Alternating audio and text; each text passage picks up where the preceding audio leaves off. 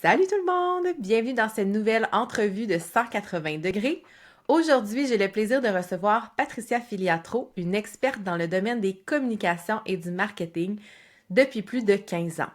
Et depuis 2014, elle s'est spécialisée dans le marketing numérique et partage également son expertise en tant qu'enseignante à l'UQAM. À la barre de ces deux entreprises, PF Communication et Maman en Affaires, elle forme et guide les entrepreneurs à créer leur site web et à bien le référencer grâce au SEO. J'ai eu envie d'inviter Patricia pour aborder la fameuse question du SEO pour bien comprendre quelles sont les actions concrètes qu'on peut faire pour aider son site web à sortir du lot. Donc, officiellement, bonjour Patricia! Allô, allô, ça va? Oui, ça va super bien, et toi? Oui, absolument. J'ai un petit... Mon ordinateur fait des free games, Oui, mais il y a un ça petit va. son. Oui, mais là, ça va. C'est bon. C'est bon. Ben, merci d'avoir accepté mon invitation, Patricia. Ça fait plaisir. C'est un sujet, le SEO, que j'ai jamais encore abordé sur le podcast et pourtant, c'est tellement important comme élément à prendre en compte. Puis, de plus en plus, tu sais, on va en parler, mais de plus en plus aussi, on voit l'importance que ça a, pas juste pour son site web, mais pour ses réseaux sociaux. Oui, Fait que, absolument. On l'entend de plus en plus dans les dernières années, l'importance, autant pour notre site que pour les réseaux sociaux, d'avoir un référencement naturel qui est travaillé, en fait, qui est réfléchi, où on a vraiment pris le temps d'analyser les mots-clés, qu'on a vraiment pris le temps de voir c'est quoi les intentions de recherche des gens. Donc oui, vraiment, c'est de plus en plus important. Ouais. Cool. Puis avant qu'on parle vraiment de SEO concrètement, j'ai quand même le goût que tu prennes le temps de te présenter puis de, en fait, parler de ton parcours. Qu'est-ce qui fait qu'aujourd'hui, tu jases de SEO, de création de site web? Qu'est-ce qui t'a Oui. mené là? Ben, comme tu l'as dit, moi, je viens déjà du milieu des communications, mais plus relations publiques, donc traditionnelles, on pourrait dire. Ouais. J'ai un bac en communication, relations publiques, mais rapidement, dans mes premiers emplois, j'ai touché au web, puis évidemment aux réseaux sociaux. Tu sais, j'ai commencé à travailler en 2008, fait que Facebook, ça faisait un an que ça existait. Bon, je l'avais pour moi, ben, ça faisait plus qu'un an que ça existait, mais tu sais que c'était vraiment démocratisé, que les gens Ouais. l'utilisaient. Et j'avais commencé à avoir une page Facebook pour mon employeur et tout ça. Fait que tu sais, on commençait, là, ça commençait, c'était les balbutiements. Et la création de site web est arrivée par hasard, en fait, c'est parce que j'ai voulu créer le site web de mon père OK. pour que son entreprise puisse survivre parce qu'il n'y avait pas de site, puis vraiment, il n'y avait plus d'appels. Le téléphone ne sonnait plus. Ah oui. Il est ramoneur de cheminée, donc c'est très saisonnier. Il faut que c'est des moments dans l'année, si le téléphone ne Ouais. sonne pas, après, t'es 6 mois de temps à te tourner les pouces, puis ça va pas super bien. Donc, j'ai pris sur moi de créer un site, puis je suis tombée complètement en amour avec la création de site web. Vraiment. J'ai tout de suite essayé ça sur WordPress, puis j'ai adoré la plateforme et c'est devenu un peu un passe-temps qui s'est transformé en job, en agence en fait. Donc PF Communication, c'est comme ça un peu que c'est parti. Et après, j'ai fait une maîtrise en administration des affaires, donc j'ai arrêté de travailler à temps plein pour un employeur externe. Et ben, parallèlement, je me suis dit, je vais faire des petits contrats. De tout, là. Tu sais, quand on commence, là, tu sais, je peux faire de la Ouais, ouais. rédaction, je peux faire des relations de presse, tu sais, je suis capable de... J'ai Je peux tout certainement te ça. faire. Ben, c'est ça, tu sais, Ouais. je sais comment sortir une liste de presse sur Datablitz, là, mais tu sais, mettons que c'était pas ma tasse de thé, là. Je suis pas une Kim Auclair pantoute, là. Mais, tu sais, je touchais un peu à tout et créer des petits sites vitrines ou essayer de déboguer des affaires sur un site WordPress, tu sais, juste d'aller dans Google puis essayer de comprendre c'est quoi essayer d'aller sur des forums, trouver des réponses et tout. Fait que ça a commencé comme ça. Et ça a comme pas arrêté de grossir. Puis, une fois que ma maîtrise était finie, je me disais, ah, est-ce que, tu sais, je vais-tu me chercher une job? Qu'est-ce que je fais? Et quand j'ai regardé ce que j'avais réussi à accumuler comme salaire pendant ma première année, c'était quand même intéressant. J'étais comme, ah, je pourrais continuer à vivre 2-3 ans comme ça, puis je serais pas en difficulté, là. Ça irait bien. Donc, j'ai continué, puis après, ben, ça a juste augmenté. Donc, c'est comme ça que ça Cool. s'est passé. Ouais. Ah, c'est le fun. Fait que ton père a toujours le même site Oui, web fait par oui, toi. Tu absolument, l'as-tu uploadé? absolument. Ouais, c'est encore le même site depuis 10 ans. Ça va bien, cette Puis ça va affaire. bien, ben oui, ça marche encore. Puis justement, c'est là que je me suis intéressée au SEO parce qu'une fois que le site était fait, Ben, le téléphone sonnait pas plus, là. C'est pas parce que t'as un site qui est en ligne que les clients vont se garrocher, tu sais. Fait que là, c'est là que j'ai compris l'importance du SEO. Puis, en fait, j'ai compris que le site, c'était la première étape. C'était pas la finalité. Tu sais, qu'après, il y avait beaucoup d'autres choses à faire et que si tu voulais que ça fonctionne, fallait mettre des efforts. Donc là, je me suis même formée sur le SEO. J'ai eu un coach à un moment donné que j'avais trouvé sur Internet. Tu sais, fait que et j'ai vu l'impact en quelques mois seulement sur le site à mon père et surtout un impact qui perdurait dans le temps, qui restait, que j'avais plus besoin de rien faire. Tu sais, je retournais comme vérifier les statistiques à chaque mois, le positionnement sur Google, puis je dis, ben, crime, je fais rien, je touche pas au site, ou à peine, je mettais à jour et tout ça, mais tu sais, je faisais pas des gros efforts, puis il continuait à être en première page de Google. Donc là, je me disais, ben, crime, il y a quelque chose là. C'est une stratégie qui est vraiment long terme, tu sais. Donc, Ouais.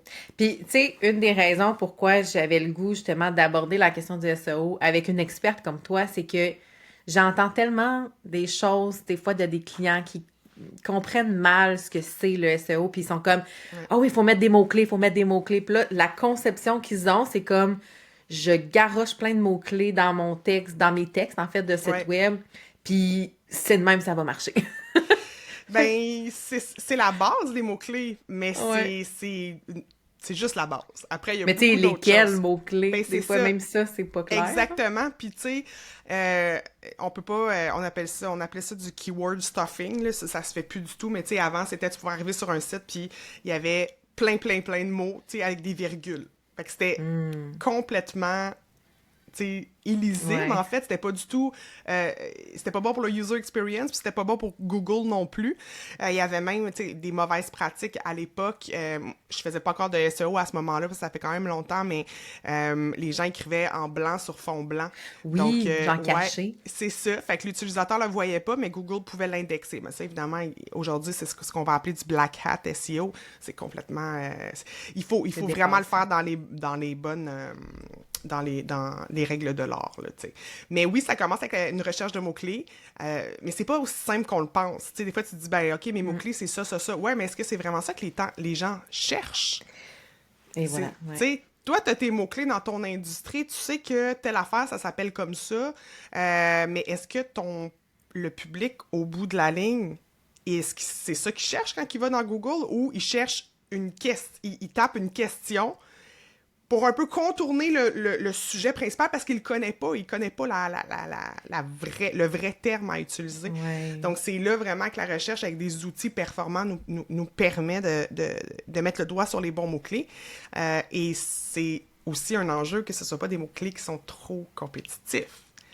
Ça, c'est une grosse erreur que les gens font. Tu vois, moi, je m'étais posé la question à l'époque avec celle qui avait travaillé un peu de SEO sur mon site, mais tu sais, on a fait... Depuis, j'ai tout changé. Fait que faudrait que je le refasse d'ailleurs. Mais tu vois, on s'était posé la question, est-ce que, par exemple, c'est mieux sur le site web, tu sais, les fameux titres professionnels. Oui. Est-ce que, dans mon cas, c'était mieux stratège, consultante? Tu sais, il y a tellement de termes. Oui. Puis je pense, mettons, à celles que j'ai en tête, qui sont dans le développement personnel, tu sais, dans le coaching.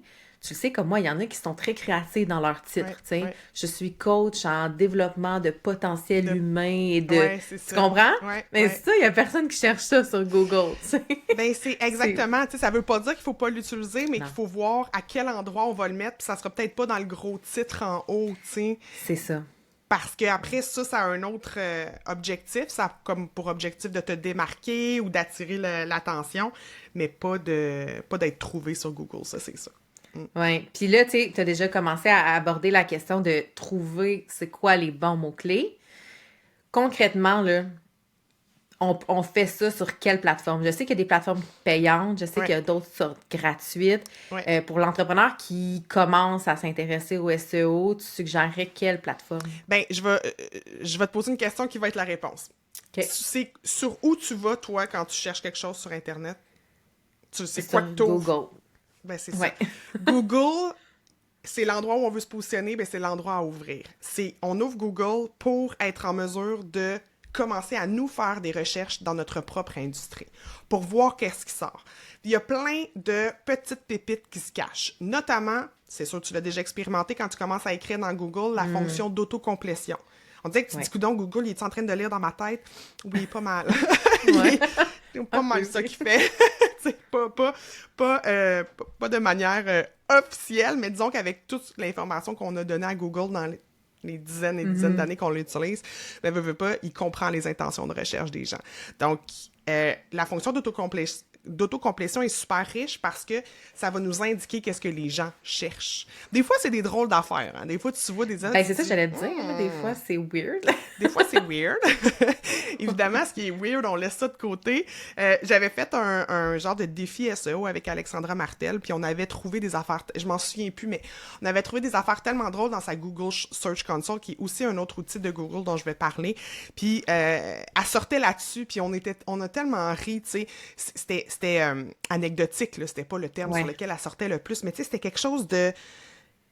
Je me souviens plus c'était quoi, mais ça avait aucun rapport. Fait que tu sais, faut faire attention à ces petites choses-là, évidemment, mais de manière générale, on réussit à avoir des super belles infos. Donc, la fonction d'autocomplétion. Sinon, quand on descend un petit peu dans Google, une fois qu'on a fait notre recherche, il va avoir les questions fréquemment posées. Donc, les questions que les autres personnes se posent en lien avec la thématique là, que tu viens de... la requête que tu viens de faire. Donc, ça aussi, ça donne beaucoup d'indications. Et un petit peu plus bas aussi, il y a les recherches associées. Donc, ça, c'est des choses qui nous donnent beaucoup d'informations. Moi, ce que je suggère aussi, c'est de regarder s'il y a de la publicité payée, puis c'est quoi les mots-clés qui sont en gras. Tu sais, c'est quoi les mots-clés dans le Google Ads? On le sait, hein, les premiers résultats, souvent, on voit le petit mot « annonce » à côté. Puis Google le change tout le temps. Là. Des fois, il est écrit en gris, des fois, il est écrit en... Tu sais, il change là, pour pas qu'on reconnaisse trop que c'est une pub, parce que les autres, on s'entend que c'est ça leur vache à lait. Ouais. C'est la pub qui fait que ça existe. Donc, voir c'est quoi que les gens cherchent aussi. En fait, ce que les autres annonceurs mettent, vos compétiteurs, finalement, peut-être parce que vous avez cherché des mots-clés dans votre industrie. Fait que c'est vraiment la première place où aller, puis d'essayer d'analyser juste qu'est-ce qu'on voit dans Google. Ensuite, ça va être de les ouvrir, ces sites-là, et d'aller analyser ce qu'on voit dans les pages de ces sites-là. Parce que on veut sortir sur Google, sur la première page, évidemment, il y a 10 résultats sur une page. Donc, on va aller analyser les 10 résultats parce que l'objectif, c'est de se faufiler dans ce top 10-là. Tu sais, quand tu t'entraînes pour un marathon, ou ben, peut-être pas un marathon parce que c'est vraiment solitaire, mais si tu t'entraînes avec et tu connais tes coéquipiers, tes adversaires, tu vas aller voir, OK, un tel, il est vraiment fort dans tel truc. Je réussirai pas à le battre dans tel truc, mais il y a une faiblesse ici, puis ça, je pourrais réussir à me faufiler. Donc, ça, c'est Nicolas Roy, qui est expert aussi en SEO, qui m'avait fait cette analogie-là, qui, lui, était aussi préparateur sportif avant, fait qu'il a fait vraiment le lien entre le sport puis le SEO. Donc, et ça, c'est totalement gratuit. T'sais, Google, on passe nos journées là-dessus. Là. Fait que c'est totalement gratuit. On a de l'information. Moi, ce que je conseille aux gens, c'est de ouvrez-vous un document sur votre ordinateur, copier-coller. Ça peut être un Google Sheet où vous mettez, sur des lignes tous les compétiteurs, puis vous mettez des notes à côté. Le nombre de mots, par exemple. Combien il y a de mots par page sur les 10 sites. C'est quoi les types de sites? C'est-tu des compétiteurs directs, indirects? Donc, vraiment, la première page de Google est extrêmement riche en informations. Puis j'ai envie de dire, on peut faire la même chose sur YouTube aussi, là. Absolument, qui est un autre moteur de recherche. Ouais. Absolument, c'est ça qui appartient à Google, mais qui fonctionne différemment. Mais oui, absolument, ouais. Ah, c'est cool. Puis, concrètement, parce que là, on parle de la recherche de mots-clés. Une fois qu'on sait, par exemple, OK, moi, j'ai le goût de me positionner sur tel et tel mot-clé. Ouais. C'est quoi la prochaine étape? Parce que là, bon, je connais quelques actions qu'on peut faire, mais, tu sais, il y en a un paquet de ce que En fait, à chaque année, j'apprends des nouvelles choses par rapport au SEO. Tu sais, il y a au début, quand j'ai fait mon site, là, quelqu'un m'a dit « Ah oui, là, il faut que tu renommes tes images avec certains mots-clés, avec des tirets ou je sais pas trop. Ouais. OK, là, après ça, il y avait des balises alt. Puis là, bon, qu'est-ce qu'on peut faire concrètement avec, tu sais, notre site, les actions concrètes pour aider à se positionner sur ces mots-clés-là? Oui. Bien, une fois qu'on a trouvé notre mot-clé, tu sais, là, j'ai donné quelques astuces. Après, il faut quand même aller voir le volume de recherche. Il faut aller voir si c'est vraiment un terme qui est recherché. Il existe plusieurs outils. On peut utiliser le Google Keyword Planner qui est pour ceux qui veulent faire du Google Ads. On n'est pas obligé de lancer une campagne de Google Ads, mais on va avoir une couple de statistiques de justement c'est quoi le volume de recherche du terme en question. Sinon, moi, j'aime bien un outil qui est payant, mais qui offre une version gratuite, je pense, pour 5 recherches. C'est Mangools. Mangools. Okay. Ça nous permet donc justement de voir le volume de recherche. Si c'est un volume qui est très, très bas, ben, peut-être que ça ne vaut pas la peine de se mettre tant d'efforts. Mais si c'est un volume moyen, ça peut être intéressant. Si c'est un volume trop élevé, attention, ça veut dire qu'il y a beaucoup de compétition aussi. Ouais. Fait que, tu sais, il faut trouver le juste milieu entre les deux. Une fois vraiment qu'on a statué sur notre mot-clé, bien là, on va commencer à rédiger notre pièce de contenu. Donc, est-ce que ça va être un article de blog? Est-ce que ça va être une page de notre site pour un service ou quoi que ce soit? Notre page à propos. Et on va structurer notre texte vraiment avec, un peu comme on le faisait à l'école, titre, sous-titre, sous-sous-titre, pour vraiment venir structurer nos idées. Puis moi, ce que je conseille, c'est de commencer par cette structure-là, avant de commencer à écrire. Donc, se dire, OK, mon sujet principal, c'est mon titre, ce qu'on appelle le H1. Ensuite, je vais parler de 4 sous-sujets en lien avec ce sujet-là. Donc, je vais avoir 4 H2. Puis sous ces H2-là, je vais décomposer encore un petit peu plus mes idées pour être encore plus précise, puis ça va être des H3. Il va y avoir des sous-titres à mes H2 et finalement mon H1 qui est le titre, donc on en a juste un H1. Ça, c'est pas juste pour un article de blog, là, c'est que dans le fond, pour toute page de ton site, tu structures dans cette forme-là. Oui, absolument. C'est sûr qu'un article de blog, quand on a une pièce de contenu qui va faire 1000-2000 mots, parce que là, je veux pas faire peur aux gens, mais dans plusieurs sphères d'activité, on est dans ces eaux-là. Hein. Quand j'ai commencé le SEO, on disait 300 mots ou 500 mots par page. Là, on est plus dans 1000-2000 parce que faut apporter de la valeur. Tu sais, en 300 mots, tu dis pas grand-chose. Tu n'apportes pas beaucoup de valeur aux gens. Donc c'est ça. Fait que oui, c'est ça. C'est des plus gros textes. Mais peu importe la longueur du texte, la structure doit toujours être la même, en fait. Google est bien intelligent, mais c'est des robots, hein. Fait que il y a besoin d'une structure, il y a besoin de savoir c'est quoi tous les sujets qui vont être traités, c'est quelle forme prend cette pièce de contenu-là, puis à quelle intention de recherche ça répond, surtout. Cool. Puis dans le fond, à part de structurer le texte, là, j'ai parlé des images. Est-ce que c'est encore d'actualité? Est-ce que c'est toujours des... En fait, comment on fait finalement? Bien, totalement. Puis, tu sais, surtout si vous êtes dans un monde où l'image est très importante, par exemple, dans le e-commerce où les photos des produits sont tellement importants. Maintenant, on est même dans des vidéos des produits. Donc, ou plusieurs photos, là, tu sais, de tous les côtés, de tout bord, de tous côtés. La chaussure, on peut quasiment tourner la photo pour tout voir la chaussure d'en dessous, par-dessus. Donc, oui, les photos, c'est super important parce que il y a beaucoup de recherches qui se font déjà en partant via la fonction images dans Google. Mais aussi, les images, même si vous ne cherchez pas dans images, les images ont de l'impact, même dans la recherche traditionnelle dans Google. Donc, si dans notre site, on importe des images, il ne faut pas laisser le nom de l'image, mettons le IMG 8257 de notre photographe, ou encore pire, le Shutterstock, tu sais, avec woman with a black, tu sais, je sais pas quoi, with a black pencil, tu sais. Genre la description de ce que, quand tu l'as pris sur le site où tu l'as acheté, tu sais. Donc, ou downloader gratuitement, peu importe. Fait que ça, faut changer ça. Faut mettre des mots-clés dans notre sphère d'activité, mais aussi qui vont quand même décrire la photo parce que un des aspects, c'est que on va mettre la photo sur notre site, dans WordPress, par exemple. Ben, on va vouloir être capable de la retrouver parce que dans 5 ans, t'es dans ton site, tu dis « Ah, j'aimerais peut-être ça retrouver. » Puis là, si tu l'as pas appelé un terme que t'es capable qui a rapport avec ce qu'il y avait sur la photo, fait que ça a comme deux deux fonctions. C'est un excellent point, effectivement. Excuse-moi, je vais brancher mon ordi. Je sais pas ce qu'il fait. Il voulait pas brancher tantôt. Excuse-moi. OK, puis, c'est correct. Tu sais, on n'a pas abordé là, d'entrée de jeu, mais qu'est-ce qui fait en sorte qu'un site web se classe sur la première page ou pas? C'est quoi les déterminants de la stratégie SEO? C'est quoi les actions qui sont mises en place? En fait, c'est qu'il y a plus de 200 critères. Donc, Ah, c'est... OK. Juste ça. juste ça. Ben, tu sais, un peu comme dans les réseaux sociaux. Ouais. Mais donc, c'est impossible de dire... Il y a plein de choses qui ont de l'impact. Mais c'est il y a trois grandes familles. Il y a le contenu sémantique, donc tout ce qu'on parle depuis tantôt à peu près, là, les textes, la recherche de mots-clés et tout ça.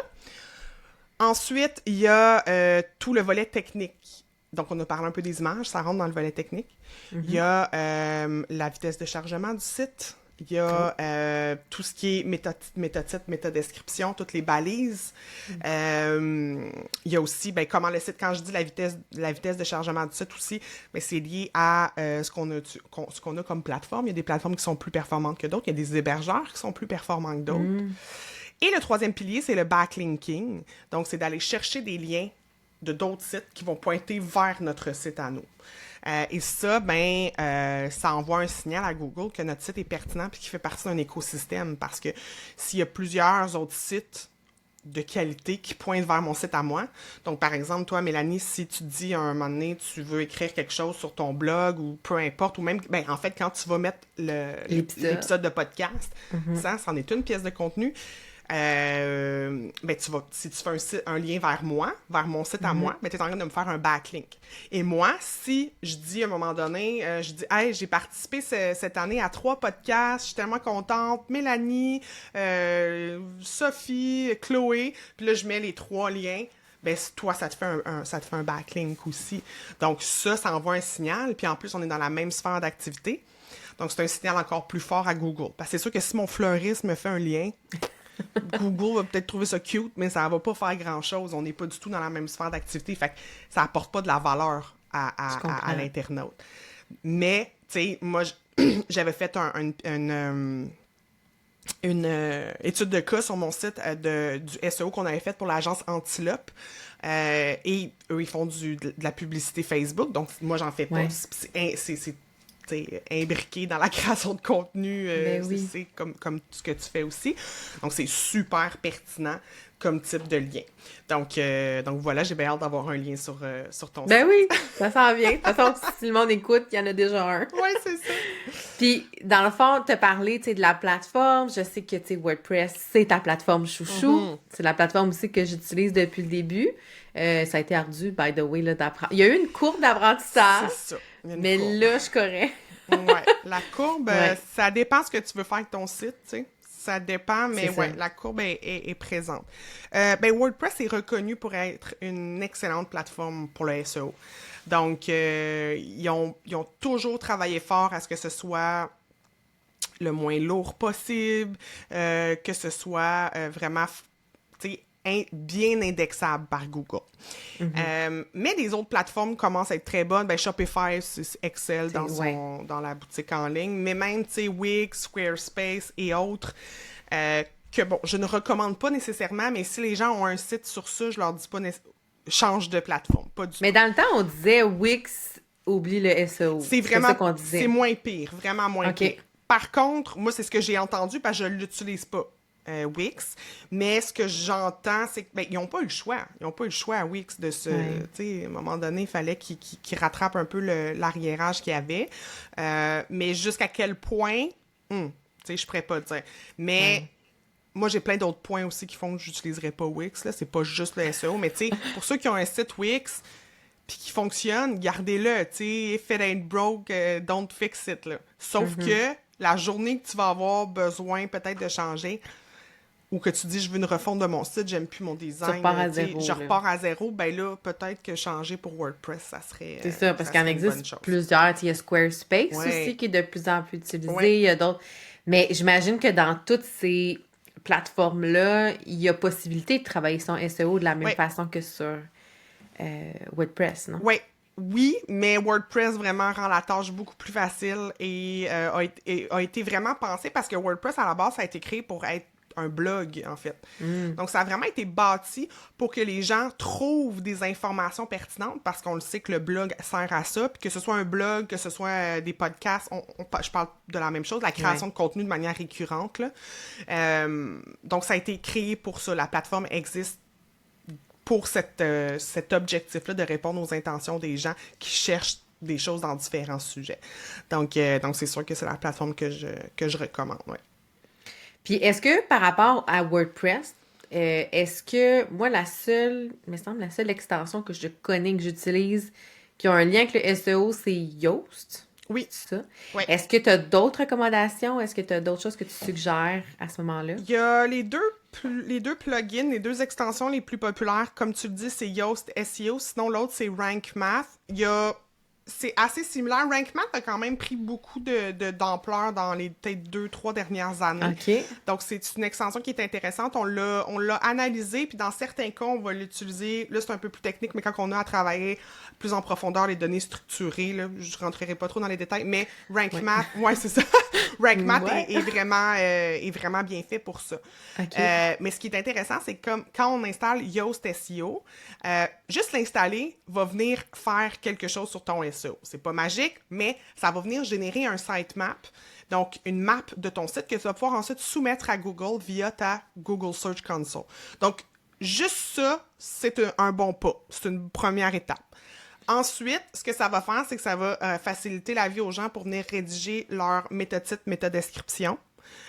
Donc, ce qu'on voit dans Google, hein, donc le titre qui est cliquable dans Google, puis l'espèce de petit 160 caractères en dessous, là, qu'on voit. C'est juste ça qu'on voit dans Google qui nous permet de dire je vais cliquer ou je vais pas cliquer. C'est vrai. Ben ça se met dans Yoast. Donc, c'est la base, je vous dirais, là, les gens qui veulent commencer, parce que sinon, Google va choisir ce qu'il veut montrer comme métatitre, métadescription, puis c'est peut-être pas nécessairement ce que vous voulez. Il y a pas nécessairement un appel à l'action, c'est pas nécessairement là, pertinent s'il prend la première ligne, ou genre la première ligne, c'est la date du jour, là, tu sais. Ça peut arriver, c'est pas super pertinent là, de voir ça. C'est pas vendeur, mettons. Non, c'est ça, exactement. Donc voilà, oui, fait que des extensions, mais c'est ça. Comme je dis, il y en a d'autres, il y en a aussi dans Shopify, mais tu sais, je m'y connais pas assez pour aller en profondeur là-dedans, mais sur les autres plateformes, là, je veux dire. Mais oui, ils ont toutes les plateformes ont développé quelque chose pour ça. Ouais. C'est ça, c'est pas juste de l'installer, mais c'est d'aller mettre les informations. Puis ce que j'aime de Yoast, c'est que, tu sais, il va te donner comme des indications sur quoi faire. Oui. Fait que c'est peut-être pas comme c'est pas parfait, mais c'est une bonne base. Tu sais, quand quelqu'un a commencé à fouiller puis à travailler son SEO à partir de Yoast, on parle le même langage quand ils viennent nous voir, parce que, tu sais, bon, la personne va nous parler de lisibilité, va nous parler aussi du nombre de mots. On le voit, ça le dit, il y a combien de mots dans la page. Est-ce qu'il y a des liens entrants, des liens sortants, donc des backlinks, mais aussi des liens du maillage interne, donc des liens avec d'autres pièces de contenu à l'intérieur même du site. Donc, oui. Par contre, Yoast est très... ça fonctionne par des petites pastilles, tu sais, vertes, jaunes et rouges. Et souvent, tu auras tout fait ce qu'il fallait, puis la pastille, elle reste rouge ou elle reste jaune. Puis je dis aux gens, tu sais, si tu as fait ce que tu avais à faire, préoccupe-toi pas de la couleur de la pastille. Là, faut pas virer fou puis vouloir avoir juste du vert puis se mettre à changer plein d'affaires qui font pas de sens juste pour avoir des petites pastilles vertes. Ça n'a pas de sens. Mais, ça fait arbitraire des fois. Oui, c'est ça. Et des fois, tu sais, on arrive sur des pages, des sites, tout a été correct puis la pastille est encore jaune. C'est rare qu'elle va rester rouge, là, mais tu sais, si elle est jaune, tu te gardes, tout est beau. Là. Fais-toi-en pas avec ça. Là. Mais ça donne des bonnes indications quand même. Et quand les gens arrivent, comme je dis, avec cette base-là, ben, parce que, ben, veux pas, s'il y a des termes dans Yoast que tu comprends pas, tu les googles, tu vas sur Google, tu fais un petit peu tes devoirs avant de te dire, OK, bon, j'ai peut-être atteint ma limite de ce que je suis capable de faire moi-même en SEO. Parce qu'on est quand même capable d'en faire beaucoup par soi-même. Ben, c'est ça ma question pour toi. Je me disais, à quel moment, pour toi, tu considères qu'un entrepreneur devrait se tourner vers un expert, une experte comme toi, ou se débrouiller, parce que tu t'offres aussi de la formation, fait que, tu sais, j'imagine que tu crois en l'autonomisation totalement. Des gens. Ben, c'est toujours ce que je prône, en fait. Ça va être... En fait, pas nécessairement de tout faire par soi-même, mais de comprendre. Puis c'est pour ça qu'on éduque beaucoup, nous, chez PF Communication, nos clients, à comprendre ce qui a été fait, puis qu'est-ce qu'eux vont pouvoir faire dans l'avenir, parce qu'on fera pas leur SEO pendant 10 ans. On va le faire pendant quelques mois, mais à un moment donné, après 1 an, après 2 ans, la personne part de son côté, puis comment qu'elle peut réussir à rester sur la lancée sur laquelle on l'a amené. Donc oui, totalement, on fait tout. On peut le faire pour vous, on peut vous accompagner ou on peut vous former, puis vous le faites totalement à 100% de manière autonome. Et comme je dis, ben, dans tous les cas, c'est que l'expert de contenu, c'est le client. Fait que nous, on ne pourra jamais le remplacer, le client. Puis on ne pourra jamais, dans sa tête aussi, tu sais, pour développer des partenariats. Tu sais, ce qu'on est en train de faire, là, on enregistre un podcast, t'es venu sur une de mes formations, j'ai parlé de toi dans mon infolette, je vais en parler dans mon site quand je vais mettre l'enregistrement de la formation que t'es venu faire de chez nous. Ben ça, c'est le genre d'affaires qui va avoir un impact sur le SEO, comme on a dit tantôt, parce qu'on va se faire des backlinks, on va parler de l'une de l'autre sur notre plateforme. Mais moi, comme agence SEO, je peux pas penser, je peux pas être dans la tête de l'entrepreneur et dire, bon, tu sais, je peux lui suggérer, essaye d'aller voir dans ton réseau d'autres sites, est-ce que tu peux être référencé sur ces sites-là? Mais je peux pas le faire à sa place, tu sais, c'est pas le rôle d'une agence qui fait du SEO, donc... Et comme je le dis, l'entrepreneur va... Souvent, c'est l'entrepreneur lui-même hein, qui ajoute son contenu, surtout quand on est dans le domaine, tu sais, quand on est adjointe virtuelle, quand on est dans la création de contenu, solopreneur, infopreneur, ben, tu sais, ça fait partie de notre quotidien de mettre à jour notre site, ça fait, tu sais, on est comme pas mal obligé d'être capable de le faire par nous-mêmes, veux pas, là. Tu peux pas toujours appeler ton agence et dire, peux-tu changer une virgule sur mon site web, mais de savoir au moins comment le faire et savoir que les actions qu'on va faire ne vont pas faire pogner le feu à l'intérieur du site puis tout péter. Ouais, ça, c'est l'angoisse totale. J'ai une cliente, à un moment donné, elle est venue nous voir à capoter parce qu'elle dit « Ah, j'ai fait le ménage dans mon site, fait que j'ai supprimé plein de vieilles photos, tu sais. Puis là, j'étais comme « Pourquoi t'as fait ça? » Ben, je voulais faire de la place, mais OK, il y avait plus de place, tu sais, comme l'hébergeur aurait pu mettre un peu plus de place sur ton... Tu sais, c'était pas... Puis, tu sais, Crème a dû passer une bonne grosse soirée à déliter des photos, mais elle a créé plein de liens brisés, tu sais. Ben donc, oui, c'est ça. Sans s'en rendre compte. Donc, c'est d'avoir un peu des notions de base, parce que il n'y a pas une action, en fait, puis je veux pas traumatiser personne, mais il n'y a pas une action qui n'a pas de répercussion sur un site. Tout ce que tu vas faire sur ton site va avoir une répercussion. La répercussion de base, c'est si tu changes un bouton, quand tu arrives sur le site, le bouton il a changé. Fine, c'est exactement ce que je voulais. Mais il y a plein de... Tu sais, mettre à jour une extension peut avoir des répercussions. Peut briser quelque chose sur ton site que tu t'en rends pas compte tout de suite. Ah, je sais, parle-moi-en pas. Bon, hein, je veux pas te ramener dans des mauvaises souffrances. C'est ça. Oh. Mais c'est ça. Donc, tout ce qu'on fait... Et donc, c'est pour ça, moi, je trouve ça tellement important d'éduquer les gens. Puis, tu l'as dit, j'enseigne aussi. Fait que ça fait partie de mon quotidien d'expliquer aux gens comment ça fonctionne, puis comment ils peuvent être un acteur... important dans leur stratégie de référencement naturel. Donc, pour revenir à ta question, oui, les gens peuvent en faire une très, très grosse partie par eux-mêmes. Surtout les contenus, rédiger les textes. Ouais. On va beaucoup faire ça. Le client rédige son texte, puis nous, on l'analyse après, puis on dit « OK, regarde, t'as suroptimisé, t'as trop utilisé ton mot-clé. Mais un petit peu moins, hein, enlève une bûche, ou au contraire, t'en as pas mis assez, ou ta structure de H1, H2, H3, elle marche pas.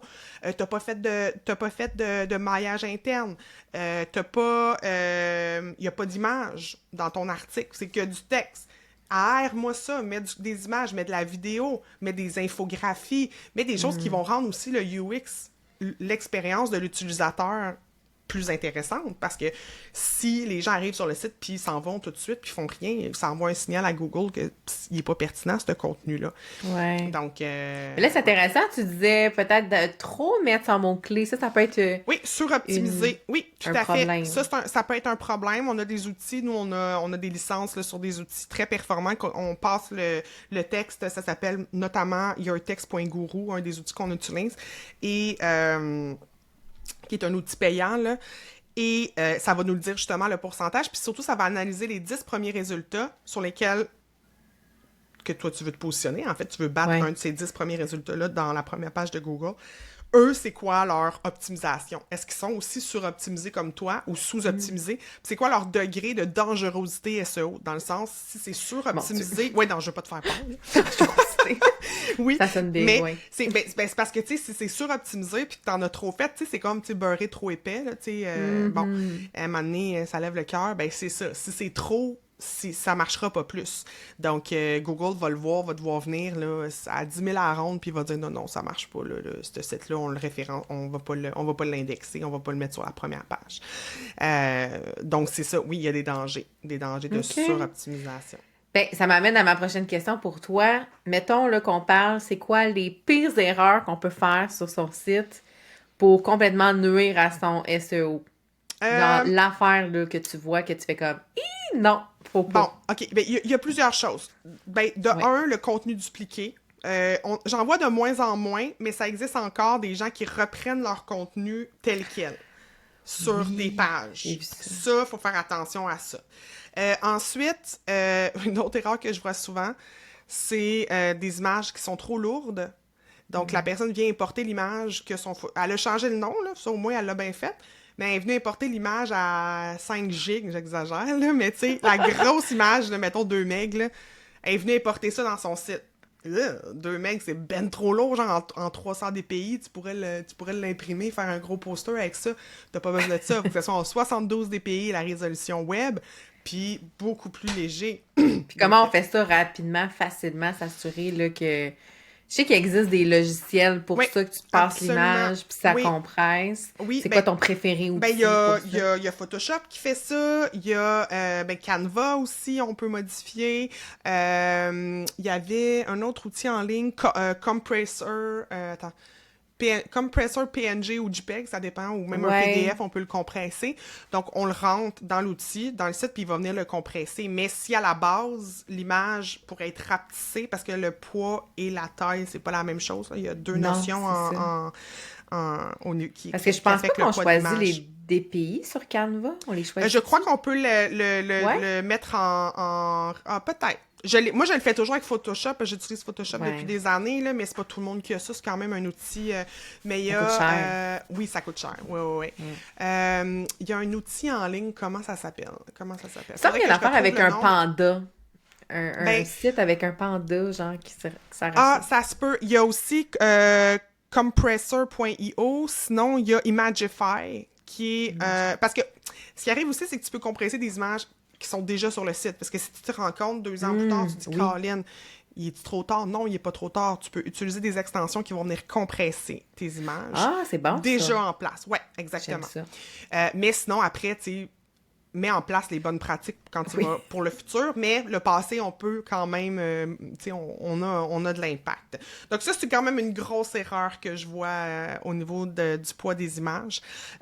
Et aussi, je l'ai dit tantôt, la longueur des textes. Les gens, souvent, vont sous-estimer ce que ça prend. Un texte de 300 mots, 400 mots, 500 mots, c'est pas suffisant. Tu sais, il y en a qui disent « Ouais, mais maintenant, j'ai plus rien à dire. » Bien, au contraire, chaque pièce de contenu devrait traiter d'un seul sujet, mais en profondeur, ou à peu près, là, on s'entend. Donc, c'est pas d'écrire une page... Tu sais, ta page service... C'est pas une seule page service avec tous tes services. Non, il faut que tu fasses une page pour chacun des services où là, tu décris en profondeur ton service. Puis je suis pas mal sûre que tu es capable d'aller jusqu'à 1000 mots, 2000 mots pour expliquer ce que tu fais dans la vie, tu sais.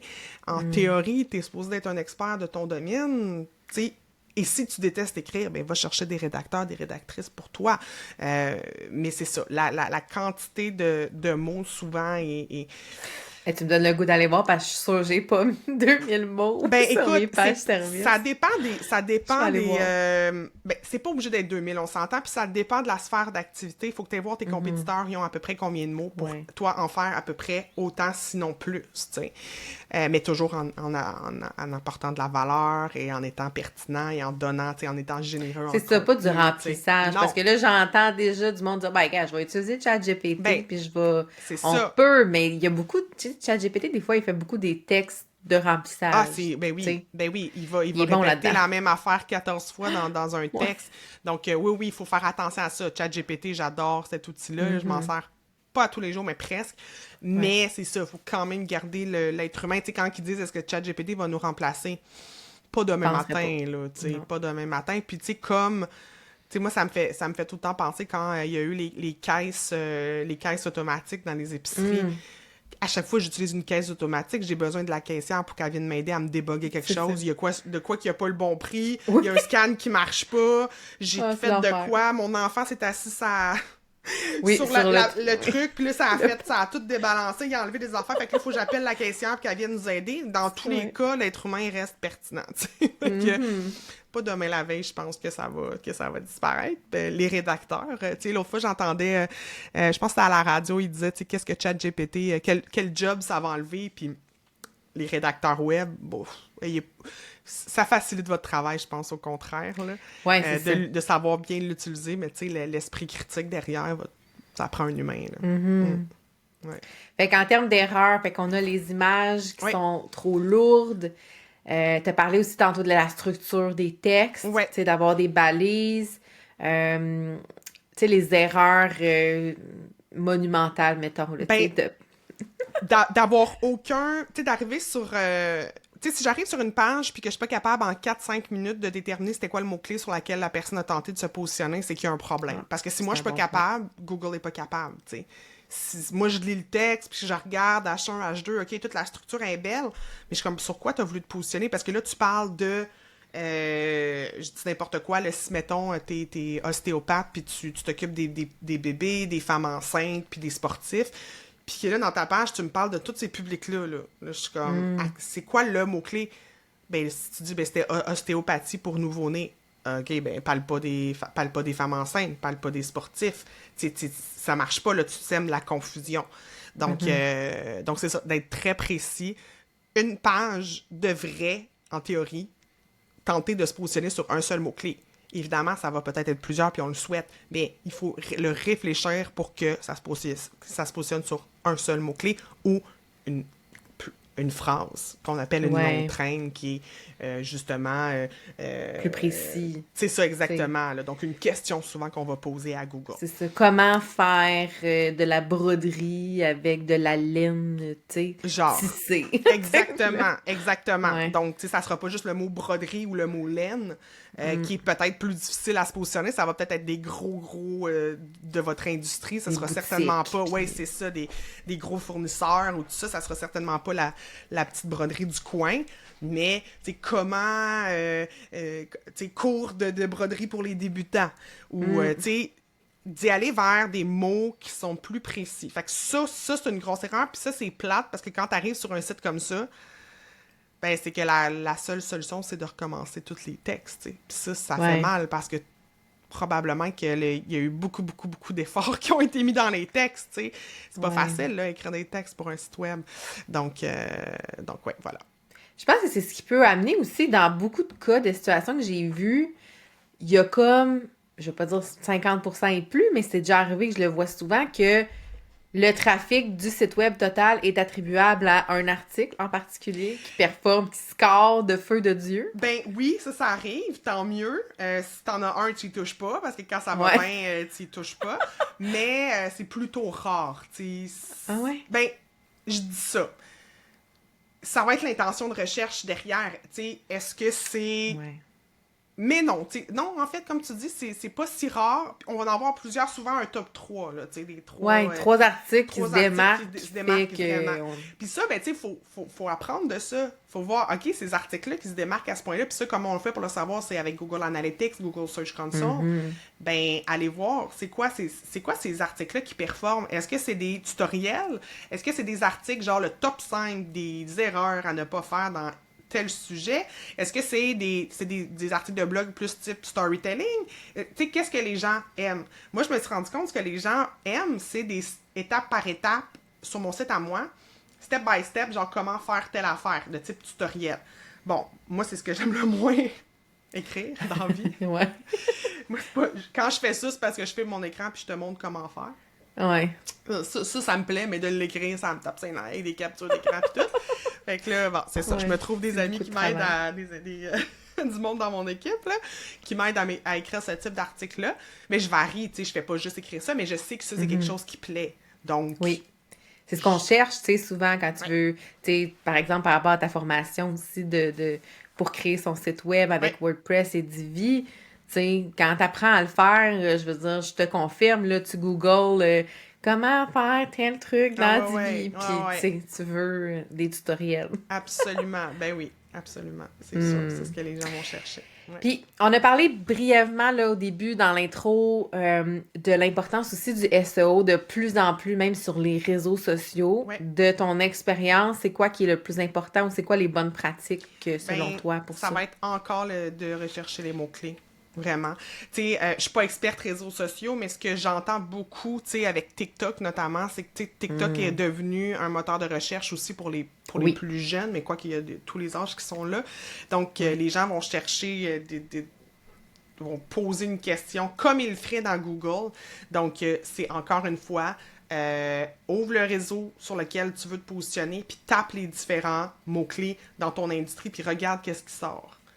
Puis les mots-clés, après, on les met dans le texte. Je sais que sur Instagram, il y a aussi une balise qu'on peut aller venir Pour, nommer son image.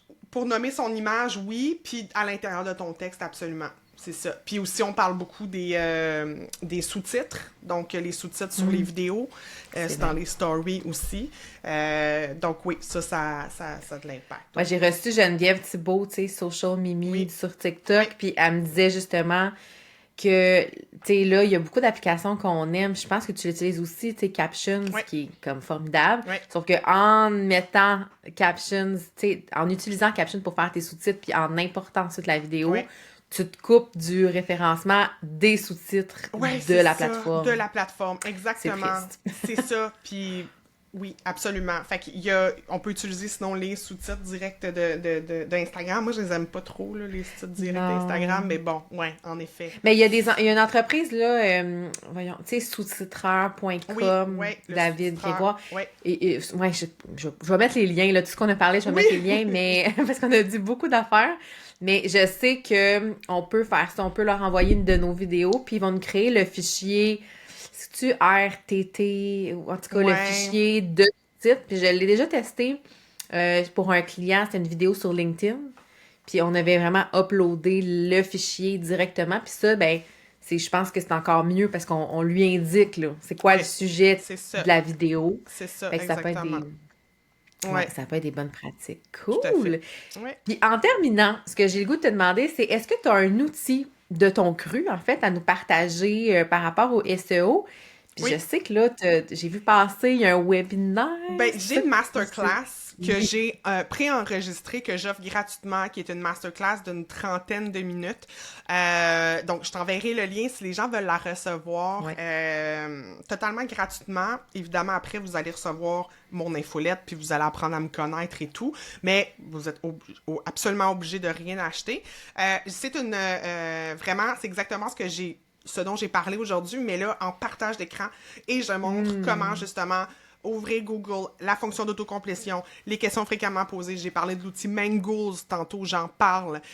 Donc, et je le montre, en fait. Donc, c'est très visuel. Fait que, oui, c'est cette masterclass-là que j'offre, là, présentement. Oui, je pense que ça ferait une belle continuité avec Ouais. l'épisode d'aujourd'hui. Fait que Absolument. je vais aller t'écouter assurément. Là, ça fait partie de ce sur quoi je veux travailler là, dans les prochaines semaines. Fait que Parfait. tu vas être dans mon ordi. C'est correct. Puis tu connais tu sais comment me rejoindre s'il y a quelque chose. Exact. Hey Patricia, un gros merci d'être venue jaser. SEO, c'est super. Oui, merci beaucoup. Vraiment contente, puis j'espère que les gens vont avoir apprécié, puis ils vont avoir eu aussi le goût de créer du contenu sur leur site web pour être en top de liste Google, hein, c'est tout ça qu'on veut. Ben oui, c'est clair. Fait qu'un gros merci. Ça fait plaisir. Bye.